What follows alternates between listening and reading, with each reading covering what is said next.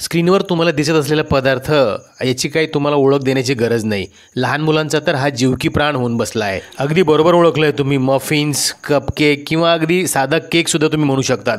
मग केक तर भरपूर असतात, यामध्ये विशेष काय असं तेच तुम्हाला दाखवण्यासाठी आजचा हा व्हिडिओ घेऊन आलो। Welcome to Mayudika recipes. मित्रांनो, आजच्या या भागामध्ये तुम्हा सर्वांचं खूप खूप मनापासून स्वागत। भरपूर सारं साहित्य, भरपूर सारे इन्ग्रेडियंट्स, इक्विपमेंट्स, सगळ्या काही सुविधा उपलब्ध असताना कोणीही रेसिपी बनवतं, पण सगळ्याची प्रतिकूलता जेव्हा असेल आणि तरीसुद्धा तुम्ही इतकी अफलातून बेमालूम रेसिपी जर तयार करू शकत असाल तर मात्र तुमचं खरं कसब आहे। चला तर मग आता आपलं कसब दाखवण्याची वेळ आली। एका मिक्सिंग बाउलमध्ये आपण सगळं हे केकसाठीचं मिश्रण तयार करून घेऊया। त्यासाठी आपण साजूक तूप घेतलं आहे 8 चमचे, वजनी ते भरतं आहे 40 ग्रॅम। त्यामध्ये आपण 8 चमचे साखर घातली आहे, ती साधारणपणे वजनी 80 ग्रॅम इतकी आहे। साखर आणि तूप छान मिक्स करायचं आहे। त्यामध्ये दूध घालून आपण पुढचं मिश्रण तयार करणार आहोत। त्यात 15 ते 20 चमचे साधारणपणे दूध लागणार आहे, पण आपण त्याचा अंदाज घेऊन अर्धी वाटी दूध त्यात घातलं आहे। दूध म्हणाल तर इथे आपण कोमट दुधाचा वापर केला आहे। 1 चमचाभर आपण इथे व्हॅनिला इसेन्स घालत आहोत। तुम्हाला दुसरा कुठलं फ्लेवरचा इसेन्स आवडत असेल तर तुम्ही दुसरा घालू शकतात। त्यानंतर आपण चमचा जो घेतलेला आहे तो एकच चमचा आपण प्रमाणासाठी वापरत आहोत। सोबत पाव चमचा मीठ सुद्धा आपण यात घातला आहे। आता आपण इथं 11 चमचे मैदा घेतला आहे, तो डायरेक्ट मैदा घालण्याच्या चाळणीमध्ये घालायचा आहे। वजनी तो 140 ग्रॅम इतका आहे। यामध्ये आता आपण 1 चमचा बेकिंग पावडर घातली आहे, पाव चमचा आपण खाण्याचा सोडा घालायचा आहे, जो आपण साधा भजी वगैरे बनवण्यासाठी वापरतो तो सोडा घातला आहे। आणि हे सगळं सोबत चाळून घ्यायचं। चाळून घेतल्यानंतर हा सगळा मैदा आपण ज्या बाउलमध्ये दूध, तूप, साखर मिक्स करून घेतलं आहे त्या बाउलमध्ये घालायचं आहे आणि याला सगळं मस्तपैकी मिक्स करून घ्यायचं। मित्रांनो, हे सगळं मिश्रण मिक्स होईपर्यंत तुम्ही चॅनलवर नवीन असाल तर चॅनलला सबस्क्राईब करा।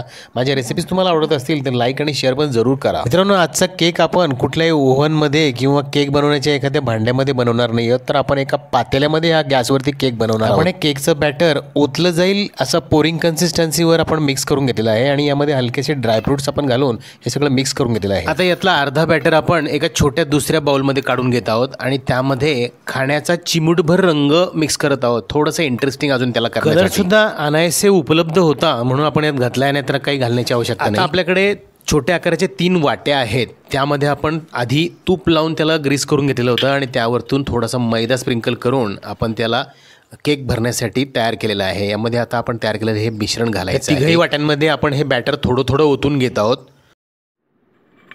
आता इथं तुम्ही तुमच्याकडे असलेल्या कुठल्याही आकाराचं भांडं, वाटी, मोल्ड घेऊ शकतात। आपण इथं गॅसवरती एक पातेलं ऑलरेडी प्री हीट करायला ठेवलेलं होतं। ह्या पातेल्यामध्ये आपण आता या 3ही वाट्या अरेंज करत आहोत।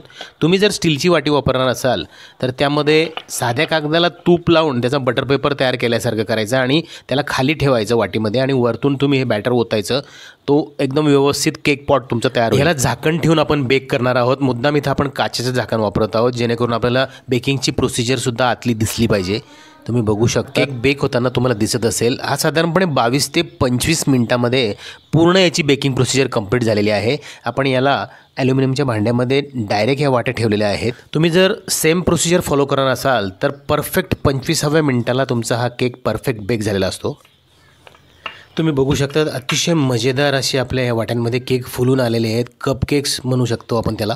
गरमागरम भांड्यामधून तयार झालेले केक आपण काढून ठेवल्यावरती 5 मिनिटं स्वच्छ कपड्याने झाकून ठेवायचे, यामुळे ते वरतून नरम राहतात आणि अलगद ह्या वाट्यांमधून त्याला आपण बाहेर काढून घेणार आहोत। तुम्ही बघू शकतात किती सहजासहजी ते वाटीमधून डिमोल्ड झालेले आहे। आपण हे केक कापून पण बघणार आहोत।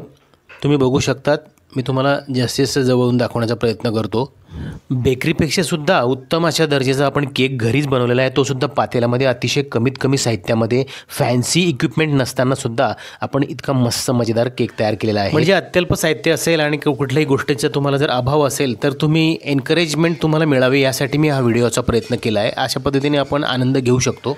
या केकचं आतून तुम्हाला टेक्स्चर कळावं यासाठी याला आपण लगेच कट करून घेऊया। रेसिपी आणि ही पद्धत जर तुम्हाला आवडली असेल तर नक्की ट्राय करा आणि तुमच्या मित्र आप्तेष्टांमध्ये हा व्हिडिओसुद्धा शेअर करा। भेटूया पुढील भागात अशाच मजेदार रेसिपींसह। Thank you for watching. Good bye, take care.